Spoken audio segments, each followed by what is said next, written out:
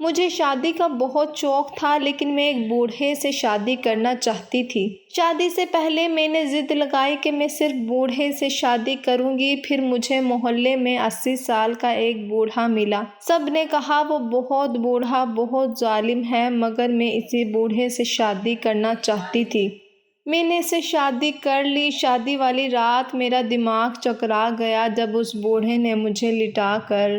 میں 18 سال کی تھی اور میری شادی 25 سالہ لڑکے سے ہو رہی تھی، مگر مجھے ایک 80 سال کے بوڑھے سے عشق ہو گیا تھا جس کی پہلی 3 بیویاں فوت ہو چکی تھیں۔ سب لوگ کہتے ہیں کہ اس کی 3 بیویاں اس کے ظلم کی وجہ سے مری ہیں، مگر مجھے یقین نہ آیا اور میں نے اسی بوڑھے سے شادی کر لی۔ شادی والی رات وہ بوڑھا کمرے میں آیا تو اس کے ہاتھ میں ایسی چیز تھی جسے دیکھ کر میری روح لرز گئی، کیونکہ وہ بوڑھا تو میں اپنے والدین کی اکلوتی بیٹی تھی اور ابو کے انتقال کے وقت میری عمر 13 برس تھی۔ میں بہت سیدھی سادی سی تھی۔ اگر میں یہ کہوں کہ میں تو بالکل اللہ کی گائے تھی تو یہ بات غلط نہیں ہوگی۔ میرے والدین نے میری تربیت بہت اچھے اور دوستانہ ماحول میں کی تھی۔ جب میرے گھر کا اتنا اچھا ماحول تھا تو مجھے زیادہ دوستیاں کرنے کا بھی شوق نہیں تھا۔ میری ایک ہی سہیلی تھی، میں ان کے گھر بھی آ جایا کرتی تھی اور وہ اکثر میرے گھر آ کر کھیلا کرتی تھی، مگر مجھے علم نہیں تھا کہ میرے رشتہ دار کون ہیں، کیونکہ ہمارے گھر میں کوئی نہیں آتا تھا۔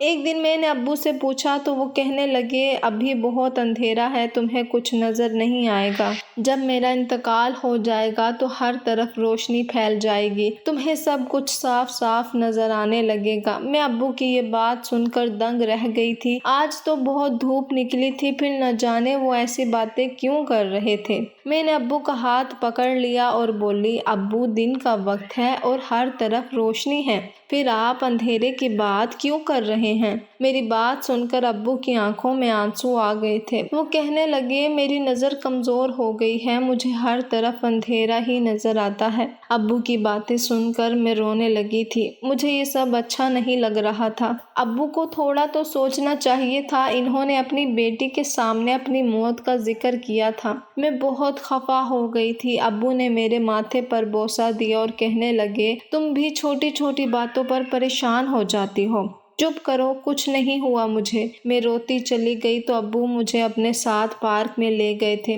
پارک میں جا کر میرا دل وقتی طور پر بہل گیا تھا، مگر ابو کے کہے ہوئے الفاظ جیسے میرے دماغ پر نقش ہو گئے تھے۔ اب میں ہر وقت اپنے ابو کی لمبی عمر کی دعائیں کیا کرتی تھی۔ ایک دن میں نے اپنی سہیلی سے اس متعلق بات کی تو اس نے مجھے مزید ڈرا دیا تھا۔ وہ کہنے لگی، مرنے والے کو پہلے سے ہی اپنی موت کے متعلق علم ہو جاتا ہے، مجھے تو لگتا ہے کہ اب تمہارے ابو زیادہ دیر زندہ نہیں رہیں گے۔ میں تو اب پھوٹ پھوٹ کر رونے لگی تھی۔ تب میں بہت چھوٹی سی تھی، 7ویں جماعت میں پڑھتی تھی۔ ابو کو اس بات کا اندازہ ہی نہیں تھا کہ وہ بات جو انہوں نے جذباتی ہو کر مجھ سے کہہ دی تھی، اس کا مجھے کس قدر ڈر تھا۔ وقت تو یوں ہی گزرتا گیا اور جب میں 13 برس کی ہو گئی تو ایک دن ابو کو ہارٹ اٹیک آنے کی وجہ سے ان کی موت ہو گئی۔ اس دنیا میں ابو کے علاوہ میرا اور امی کا تھا ہی کون؟ ہم دونوں ٹوٹ کر ہی رہ گئے تھے۔ محلے والوں نے ابو کے انتقال کے متعلق محلے کے مسجد میں اعلان کرا دیا تھا اور پھر تھوڑی دیر میں بہت سے اجنبی چہرے ابو کی میت کے پاس آ کر بیٹھ گئے اور پھوٹ پھوٹ کر رونے لگے تھے۔ میں نے امی سے پوچھا کہ یہ کون لوگ ہیں؟ تب امی نے ایک بوڑھی سی عورت کی طرف اشارہ کر کے کہا کہ یہ تمہاری دادی ہیں۔ ان کے ساتھ 3 عورتیں اور بھی تھیں۔ ان کے متعلق امی نے بتایا کہ وہ تینوں میری پھپھو ہیں۔ تب مجھے پتا چلا کہ وہ ہمارے محلے کے پیچھے جو محلہ تھا وہیں پر رہتی تھی، مگر ابو کی زندگی میں انہوں نے کبھی ہم سے ملنا گوارا نہیں کیا تھا۔ وہ ایک دوسرے کے گلے لگ لگ روتی رہی تھی، جبکہ میں اور امی ایک دوسرے کو سہارا دے رہی تھیں۔ کچھ دیر رو دھو کر وہ عورتیں واپس چلی گئی تھیں۔ تب ابو کے جملے میرے کانوں میں گونجنے لگے تھے، انہوں نے ٹھیک ہی کہا تھا کہ ابھی بہت اندھیرا ہے۔ ابو کی وفات کے بعد ہی مجھے رشتہ دار نظر آئے تھے۔ ایسے وقت میں محلے والوں نے ہمارا بہت ساتھ دیا تھا۔ تیسرے دن وہ عورتیں پھر گھر آ گئی تھیں۔ मेरी दादी फूट फूट कर रोती जा रही थी और साथ साथ कहती जाती, अशरफ अच्छा होता तो अपनी बेटी की शादी अपनी जिंदगी में कर जाता, ये लड़की जरूर तुम्हें बदनाम करेगी। मैं ये बातें सुनकर बहुत परेशान हो जाती थी। तब अम्मी मेरे सर पर हाथ रख देती और कहती, ऐसे लोगों की बातों को सर पर सवार नहीं करते। मेरी फुप्पो मुझे देख के मुंह बना लेती थी। मुझे इनसे बहुत डर लगने लगा था। मैं चाहती थी कि वो बस जल्दी से हमारे घर से चली जाए, मगर वो अब बार बार हमारे घर आती थी। वो अक्सर कहती कि ये लड़की तो शक्ल से खतरनाक लगती है, ऐसा लगता है कि ये हमारे बेटे का नाम खराब करके ही रहेगी। एक दिन मेरी दादी मेरी अम्मी से कहने लगी, अपनी बेटी की शादी जिस कदर जल्दी मुमकिन हो कर दो। मैं नहीं चाहती कि ये मेरे बेटे का नाम खराब करे। अम्मी बहुत दिनों तक ये सब बर्दाश्त करती रही थी, अब इनकी भी बस हो गई थी। वो कहने लगी, मेरे शोहर ने अपनी बेटी की तरबियत बहुत अच्छी की है, आपको हरगिज फिक्र करने की ज़रूरत नहीं है। जब आप मेरे शोहर की ज़िंदगी में हमारे घर नहीं आई तो अब क्यों आ जाती हैं? अम्मी की बात सुनकर तो इन्होंने अम्मी पर हमला ही कर दिया था। इन्होंने बहुत सी बातें सुनाई थी। अम्मी रोने लगी थी, फिर वो उठकर चली गई तो मैं बोली, अम्मी मेरी दादी ने मुझ में ऐसी कौन सी खामी देख ली है? हर वक्त कहती हैं कि मैं अपने बाप का नाम खराब कर दूंगी। अम्मी ने मेरे सर पर हाथ रख लिया और बोली, तुम इन लोगों की बातों को जहन पर सवार मत करो। वो तो तुम्हारे बाप की नहीं बन सकी तो हमारी क्या बनेंगी? मुझे उम्मीद है कि आज के बाद ये हमारे घर नहीं आएंगी। अम्मी की बात सुनकर मेरे दिल को तसल्ली सी हो गई थी और अम्मी की बात सच साबित हुई थी। इस दिन के बाद ना तो कभी दादी हमारे घर आई थी और ना ही फुप्पो। मगर अब कुछ अजीब सा होने लगा था। हमारे घर मोहल्ले की औरतों ने भी आना छोड़ दिया था। मेरी सहेली भी हमारे घर नहीं आती थी। एक दिन मैंने अम्मी से इसके मुतल्लिक बात की तो वो कहने लगी कि तुम खुद अपनी सहेली के घर चली जाओ। मेरी सहेली का घर हमारे घर से करीब ही था। मैं अकेली ही चली गई थी। मैंने इसके घर के दरवाजे पर दस्तक दी तो इसके वालिदा ने दरवाज़ा खोला था। मैंने सलाम करने के बाद पूछा, आंटी आयशा कहाँ है? वो इतने दिनों से हमारे घर नहीं आई। आंटी दरवाजे के सामने ही जमकर खड़ी थी। वो बोली, आयशा अब तुम्हारे पास नहीं आया करेगी, तुम दोनों की दोस्ती ख़त्म हो गई है। मैं हैरान हुई और बोली, आंटी ये आप क्या कह रही हैं? ऐसा भी क्या हो गया है? आंटी ने मुंह बना लिया और बोली, हम शरीफ लोग हैं, हमारे पास इज्जत के सिवा कुछ भी नहीं है। मेरी बेटी तुम्हारे साथ उठे बैठेगी तो वो भी बदनाम हो जाएगी। मेरी आंखों में आंसू आ गए थे। मैं बोली, आंटी अल्लाह ना करे, आप ये कैसी बातें कर रही हैं? आंटी कहने लगी, मैं तो साफ साफ कह रही हूँ, तुम्हारी दादी सबको कहती फिर रही है कि तुम कोई ना कोई गुल ज़रूर खिलाओगी। इसी वजह से हमने अपनी बेटी को तुमसे दूर कर लिया है। मैं मज़ीद कुछ भी नहीं कह सकती थी, इसीलिए रोती हुई अपने घर आ गई। अम्मी ने मुझे देखा तो कहने लगी, क्या हुआ, तुम रो क्यों रही हो? मैंने अम्मी को सारा वाक़या बताया तो इनको बहुत गुस्सा आया था। वो कहने लगी, अल्लाह गारक करे ऐसी औरतों को जो मेरी मासूम बेटी के पीछे हाथ धोकर लग गई हैं। मैं बहुत उदास रहने लगी थी। अब्बू के इंतकाल के बाद मोहल्ले वालों ने माथे पर आंखें रख ली थी। हम दोनों माँ बेटी तन्हा रह गई थी और मुझे तो इस जुल्म की सज़ा मिल रही थी जो मैंने कभी किया ही नहीं था। मैं तो इन बातों की इतनी समझ बूझ भी नहीं रखती थी। खैर अम्मी अब हर वक्त परेशान रहने लगी थी। हम दोनों घर में ही कैद होकर रह गए थे। यूं ही वक्त गुजरता चला गया। अब माहौल इस कदर घुटन वाला हो गया था कि यहाँ पर मजीद रहना नामुमकिन लगने लगा था। अम्मी ने मेरी आंखों की उदासी देखी तो वो घर से बाहर जाने लगी थी। मैं इनसे पूछती कि आप कहाँ गई थी तो वो कहती कि मैं एक काम से गई थी। तकरीबन कुछ दिनों बाद अम्मी मेरे पास आई और कहने लगी, बेटी अपना सामान तैयार कर लो, हम ये घर और ये मोहल्ला छोड़कर जा रहे हैं।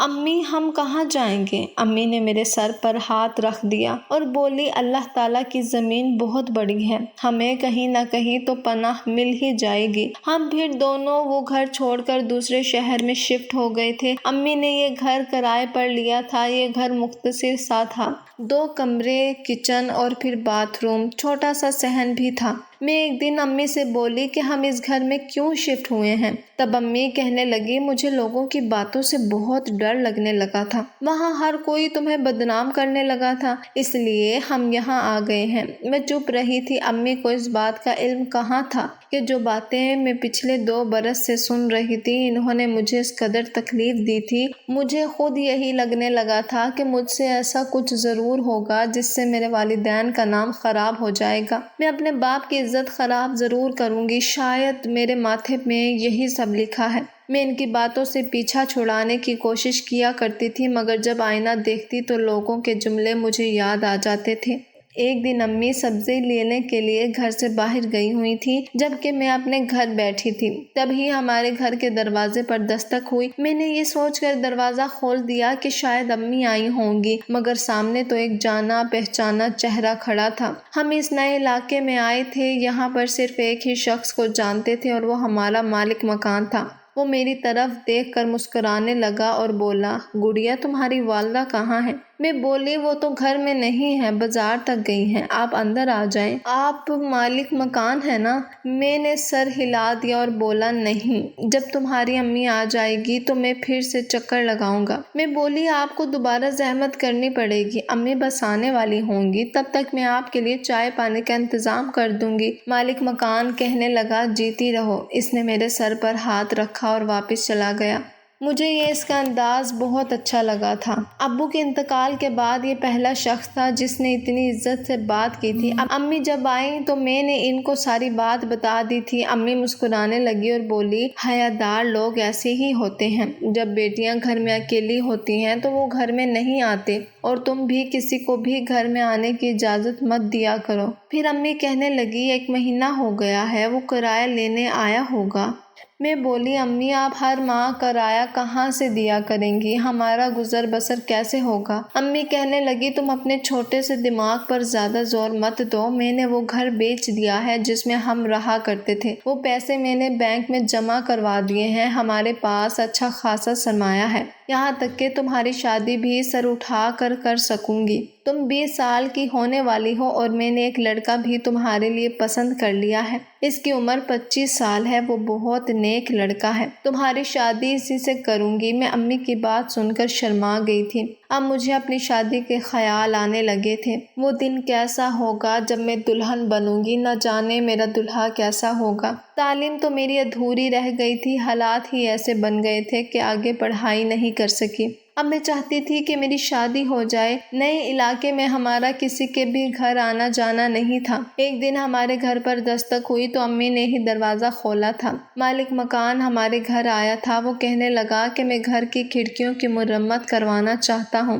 یہ خراب ہو گئی ہیں۔ امی نے اجازت دے دی تھی۔ اب اس کام کی وجہ سے مالک مکان کو بھی مزدور کے ساتھ ہمارے گھر آنا پڑتا تھا۔ ایک دن امی کہنے لگی، بھائی صاحب آپ نہ آیا کریں، مزدور اپنا کام کر کے چلے جایا کریں گے، اس طرح تو آپ کو زحمت ہوتی ہوگی۔ مالک مکان کہنے لگا، بہن ایسے اچھا نہیں لگتا، آپ گھر میں اکیلی 2 عورتیں ہی ہوتی ہیں، آپ میرے گھر میں رہ رہی ہیں، میری ذمہ داری ہے۔ آج کل کے لوگ پر مجھے بالکل بھروسہ نہیں ہے، اسی لیے مجھے ساتھ آنا ہی پڑے گا۔ مجھے مالک مکان کی سوچ بہت اچھی لگی تھی۔ امی کہنے لگی، یہ آدمی تو بہت ہی بھلا لگتا ہے۔ ایک دن مزدور کے جانے کے بعد امی نے انہیں چائے پر روک لیا۔ میں چائے لے کر گئی تو مالک مکان کہنے لگا، کون سی کلاس میں پڑھتی ہیں آپ؟ میں نے نفی میں سر ہلا دیا اور صوفے پر بیٹھ گئی۔ میں نے انہیں اپنی درد بھری کہانی سنا دی تھی۔ میں بولی، ابو کے انتقال کے بعد رشتہ داروں نے ایسے حالات پیدا کر دیے تھے جس کی وجہ سے میری تعلیم بھی ادھوری رہ گئی تھی اور ہمیں اپنا علاقہ بھی چھوڑنا پڑا۔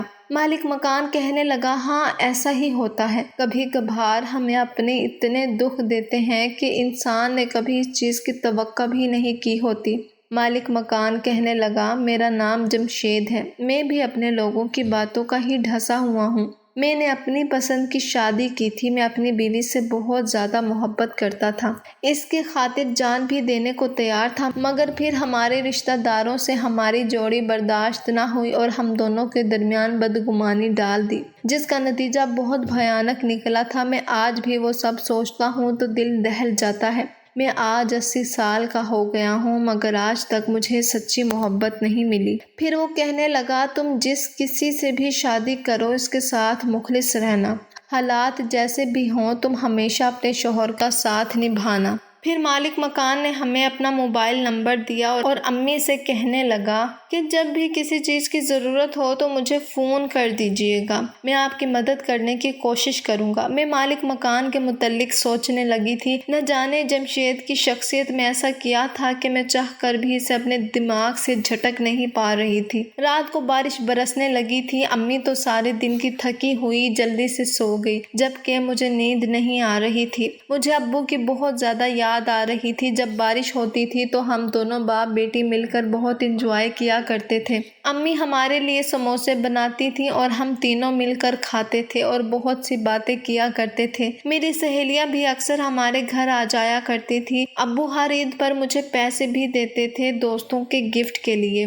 ہم ایک دوسرے کو تحفے دیا کرتی تھیں۔ میری دوستوں کے والدین مجھ سے بہت پیار کیا کرتے تھے، مجھے اپنی بیٹی کہا کرتی تھی، مگر پھر اچانک یہ سب کچھ ختم ہو گیا تھا۔ میری دادی اور پھپھو نے مل کر ہماری جڑیں کاٹ دی تھیں۔ میں یہی سب سوچ کر رونے لگی تھی، تب مجھے جمشید کا خیال آیا تھا۔ وہ مجھ سے عمر میں بہت زیادہ بڑا تھا، وہ تو میری امی سے بھی بڑا تھا، مگر اس بوڑھے کی باتوں سے مجھے سکون ملتا تھا۔ میں نے یہی سوچ کر اسے میسج کر دیا تھا۔ میں نے اس کو بتایا کہ میں بہت زیادہ اداس ہوں، میں اپنے ابو کو بہت زیادہ یاد کر رہی ہوں۔ وہ کہنے لگا میرا بھی یہی حال ہے، میں بھی اپنی بیوی کو بہت یاد کر رہا ہوں۔ ہم دونوں آپس میں باتیں کرتے رہے تھے۔ رات ایسے ہی گزر گئی تھی اور مجھے علم بھی نہیں ہوا تھا۔ زندگی میں پہلی بار میں نے کسی کے ساتھ رات بھر جاگ کر بات کی تھی۔ فجر کی اذان فضا میں گونجنے لگی تو امی اٹھ بیٹھی تھی۔ میں بہت زیادہ خوف زدہ ہو گئی تھی، اس لیے میں نے جلدی سے موبائل چھپا دیا تھا۔ امی کہنے لگی کیا ہوا ہے، تم ابھی تک جاگ کیوں رہی ہو؟ تب میں بولی امی دادی نے ہمارے ساتھ جو کچھ کیا ہے میں چاہ کر بھی بھلا نہیں پا رہی۔ آخر ہم نے ان کا کیا بگاڑا تھا کہ وہ ہماری دشمن بن گئی تھی؟ امی کی آنکھوں میں آنسو آ گئے تھے۔ وہ کہنے لگی مصباح بیٹی، میں نے یہ بات تم سے ہمیشہ چھپا کر رکھی تھی۔ میں نہیں چاہتی تھی کہ تم میرے بارے میں کچھ غلط سوچو۔ میں نے اپنا گناہ سب سے چھپایا ہوا تھا۔ دراصل میں نے اور تمہارے ابو نے گھر سے بھاگ کر شادی کی تھی۔ تمہاری دادی اپنے بھائی کی بیٹی کو اپنی بہو بنانا چاہتی تھی، مگر تمہارے باپ کو میں پسند آ گئی تھی۔ تمہارے باپ نے گھر میں بات کی تھی، نہ ہی اس کے گھر والے مانے اور نہ ہی میرے گھر والے مانے تھے، یوں ہم نے بھاگ کر شادی کر لی تھی۔ تمہارا باپ مجھے اپنے گھر لے گیا تو تمہاری دادی نے میرے منہ پر تھپڑ مار دیا اور کھڑے کھڑے ہی ہمیں گھر سے نکال دیا تھا۔ پھر تمہارے باپ نے دوسرے محلے میں یہ گھر خریدا اور ہم وہاں پر رہنے لگے تھے۔ محلے داروں سے بھی دوستی ہو گئی تھی اور سب کچھ بہت اچھا چل رہا تھا، مگر تمہارے ابو کی وفات کے 3 مہینے پہلے وہ سب لوگ آ کر ہمارے محلے میں بس گئے تھے۔ مجھے پتا تھا کہ یہ لوگ پھر سے ہمارا گھر برباد کر دیں گے۔ انہوں نے تو ہمارے ساتھ وہ کیا جو کوئی دشمن بھی نہیں کر سکتا۔ میں امی کی باتیں سن کر دنگ رہ گئی تھی۔ مجھے پتا نہیں تھا کہ میری امی نے گھر سے بھاگ کر شادی کی تھی۔ خیر، میں نے اس بات کو بھلانے کی کوشش کی تھی۔ اب جمشید ہر روز ہمارے گھر آنے لگا تو مجھے اس سے محبت ہونے لگی تھی، مجھے بہت اچھا لگنے لگا تھا۔ میں اس کے متعلق سوچتی رہتی تھی، امی سے چوری چھپے اس کے ساتھ باتیں بھی کیا کرتی تھی۔ کچھ عرصے بعد ہی مجھے لگا کہ میں تو جمشید سے محبت کرنے لگی ہوں اور شادی کرنا چاہتی ہوں۔ میں عمروں کے فرق کو بھول کر اس سے وہ محبت دینا چاہتی تھی جس کا وہ مستحق تھا۔ میں نے اپنی محبت کا اظہار جب جمشید سے کیا تو وہ کہنے لگا کہ یہ ٹھیک نہیں ہے، تم ابھی خود چھوٹی ہو۔ میں بولی مجھ سے شادی کر لو، نہیں تو میں مر جاؤں گی۔ وہ بوڑھا جمشید تو مان گیا تھا، مگر سب سے مشکل مرحلہ امی کو منانے کا تھا۔ امی کو جب اس بات کا پتہ چلا تو وہ حیران رہ گئی تھیں۔ انہوں نے میرے منہ پر تھپڑ دے مارا تھا۔ میں پھوٹ پھوٹ کر رونے لگی تھی۔ میں بولی امی اگر آپ نے مجھے اور جمشید کو جدا کرنے کی کوشش کی تو میں بھی وہی سب کروں گی جو آپ نے اپنی جوانی میں کیا تھا۔ آپ کو علم ہونا چاہیے کہ وقت اپنے آپ کو بتاتا ہے، شاید آپ کے لیے یہی مکافات عمل ہوگا۔ امی میری دھمکی سن کر ڈر گئی تھی، وہ پھوٹ پھوٹ کر روتی رہتی تھی اور میں ہر وقت امی پر دباؤ ڈالتی رہتی تھی۔ امی نے محلے والوں سے جب اس بوڑھے جمشید کے متعلق مشورہ مانگا تو سب نے فوراً منع کر دیا اور کہنے لگے کہ جان بوجھ کر اپنی بیٹی کو کنویں میں مت پھینکو، نہیں تو اس کا بھی وہ بوڑھا وہی حال کرے گا جو اس نے اپنی پہلی 3 بیویوں کا کیا تھا۔ امی تو یہ بات سن کر ہی پریشان ہو گئی تھی، وہ کہنے لگی 3 بیویاں؟ محلے کی عورتیں کہنے لگی اس بوڑھے کی پہلی 3 بیویاں مر چکی ہیں، مگر ہر بیوی کے مرنے کے بعد یہ پہلے سے زیادہ حسین اور جوان ہو جاتا ہے۔ اب اس کی عمر 80 برس ہے مگر وہ کہیں سے بھی 80 کا نہیں لگتا۔ میں نے یہ باتیں سن لی تھی، میں بولی جو مرضی ہو جائے، میں شادی کروں گی تو جمشید سے ہی کروں گی۔ اب میں بہت روئی تھی، انہوں نے میرے آگے ہاتھ بھی جوڑ دیے تھے، مجھ سے بار بار کہا کہ میں نے تمہارے لیے شہزادوں جیسا لڑکا ڈھونڈا ہے، اس کی عمر 25 سال ہے، تم بس جمشید کو اپنے دل سے نکال دو۔ شاید میں ان کی بات مان بھی لیتی مگر میں نے اپنے متعلق جو کچھ سنا تھا اس کے بعد مجھے یہی لگنے لگا تھا کہ میرے تو ماتھے پر ہی لکھا یہی تھا کہ میں بے حیا ہوں اور والدین کا نام لازمی خراب کروں گی۔ میں نے امی کی کوئی بات بھی نہیں مانی تھی اور پھر میں نے بھاگ کر شادی کر لی۔ میں دلہن بنی، بہت خوش تھی، ایسے لگ رہا تھا جیسے مجھے دنیا جہان کی خوشی مل گئی ہے۔ تھوڑی ہی دیر بعد وہ بوڑھا کمرے میں آیا اور بولا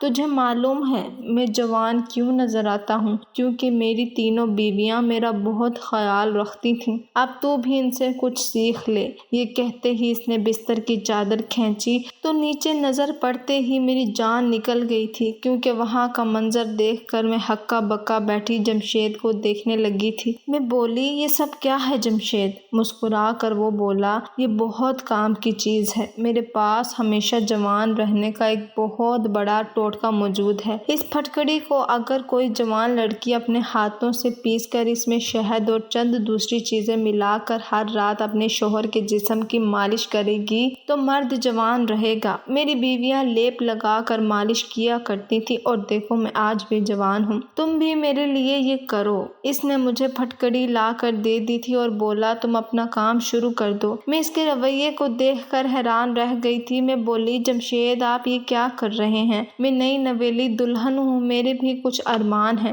جمشید نے سر جھٹک دیا اور بولا ارمان پورے کرنے کے لیے پوری زندگی پڑی ہے۔ مجھے یقین نہیں آ رہا تھا کہ یہ وہی بوڑھا جمشید تھا جو میسج پر اس قدر خوبصورت باتیں کیا کرتا تھا اور یوں میری ساری رات مشقت میں گزر گئی تھی۔ میں کہاں اتنا کام کرتی تھی، پھٹکڑی پیس پیس کر میرے ہاتھوں میں چھالے بن چکے تھے۔ صبح ہوئی تو جمشید مسکرا کر بولا تم تیار ہو جاؤ، آج تمہیں بہت سے لوگ دیکھنے آئیں گے۔ میں نے جمشید کی بات مان لی تھی، حالانکہ میں اس قدر تھکی ہوئی تھی کہ جی چاہتا تھا کہ سو جاؤں۔ خیر ہمارے گھر بہت سے لوگ آئے تھے جو جمشید سے یہی بات بار بار پوچھ رہے تھے کہ حکیم صاحب آپ کی بیوی کی عمر کتنی ہے؟ جمشید بتا رہا تھا کہ ابھی یہ 20 سال کی ہوئی ہے۔ پھر جمشید آنے والے کو دوسرے کمرے میں لے جاتا۔ جمشید کسی ملازم سے بھی کام کروا سکتا تھا مگر پھر بھی وہ پھٹکڑی مجھے ہی پیسنے کو کہتا تھا۔ لیکن شادی کی رات جمشید نے مجھ سے کہا تھا کہ تم پھٹکڑی سے میرے جسم کی مالش کیا کرو گی۔ اب ہر روز رات کو جمشید مجھ سے یہی کام کرواتا تھا۔ پہلے پہل تو میں اس کی محبت میں یہ سب کر دیا کرتی تھی مگر میں تھکنے لگی تھی، اس لیے میں نے جمشید سے خوب جھگڑا کیا کہ میں یہ سب نہیں کر سکتی۔ جمشید کہنے لگا میں تمہیں طلاق دے دوں گا۔ میں ڈر گئی تھی اسی لیے چپ چاپ اس کا کہا مانتی رہی تھی۔ یہ سوچنے پر مجبور ہو چکی تھی کہ آخر جمشید اتنی دیر ساری رات پھٹکڑی کا کیا کرتا ہے۔ میں نے یہ سوچ لیا تھا کہ یہ راز معلوم کر کے ہی رہوں گی۔ ایک دن ہمارے گھر ایک آدمی آیا تھا تو جمشید اسے دوسرے کمرے میں لے گیا۔ میں چھپ کر ان دونوں کی باتیں سننے لگی تھی۔ جمشید بولا یہ پھٹکڑی میں نے اپنی بیوی سے پسوائی ہے، تم اس کو استعمال کرنے سے بہت جلد جوان ہو جاؤ گے۔ وہ آدمی بہت خوش ہوا اور ڈھیروں پیسے جمشید کو دے دیے تھے۔ مجھے جمشید پر شک ہو گیا تھا، اس لیے میں نے چھان بین کروائی تو پتہ چلا کہ جمشید ایک نمبر کا فراڈ تھا۔ وہ اپنے علاقے میں حکیم صاحب کے نام سے مشہور تھا۔ وہ جان بوجھ کر کم عمر لڑکیوں کو اپنے پیار میں پھنسا کر ان سے شادی کر لیتا اور پھر لوگوں سے کہتا کہ یہ میری کم عمر بیوی پھٹکڑی بیچتی ہے جس کو لگانے سے کوئی بھی جوان ہو سکتا ہے، جبکہ وہ خود جوان نظر آنے کے لیے پلاسٹک سرجری کرواتا تھا۔ اس کی 3 بیویاں بھی اسی مشقت سے تنگ آ کر بھاگ گئی تھیں اور اس نے یہ کہہ دیا تھا کہ وہ مر گئی ہیں۔ وہ لوگوں کو دھوکہ دے کر دونوں ہاتھوں سے ان کو لوٹ رہا تھا۔ میں یہ سب جان کر بہت شرمندہ ہو گئی تھی۔ میں نے امی سے رابطہ کیا تو انہوں نے مجھ سے کہا کہ تم واپس آنا چاہتی ہو تو آ جاؤ، میں تمہیں قبول کر لوں گی۔ میں وہاں سے بھاگ آئی تھی۔ امی نے اس بوڑھے کا گھر چھوڑ کر دوسرا مکان لے لیا تھا اور میں نے خلا لے لی تھی۔ وہ مجھ سے گلے مل کر بہت روئی۔ اب میں اکثر سوچتی ہوں کہ اگر میری دادی نے میرے متعلق اتنی غلط باتیں مشہور نہ کی ہوتیں تو میں کبھی بھی گھر سے بھاگنے کا سوچ نہیں سکتی تھی۔ یہ سچ ہے کہ معاشرے کے لوگوں کی سوچ انسانی زندگی پر بہت زیادہ اثرات دیتی ہیں، اسی لیے کسی کے بھی متعلق کبھی کہنے سے پہلے 100 بار سوچنا چاہیے۔ یہ بھی تو ہو سکتا ہے کہ آپ کی باتوں کی وجہ سے کسی کی زندگی ہی خراب ہو جائے۔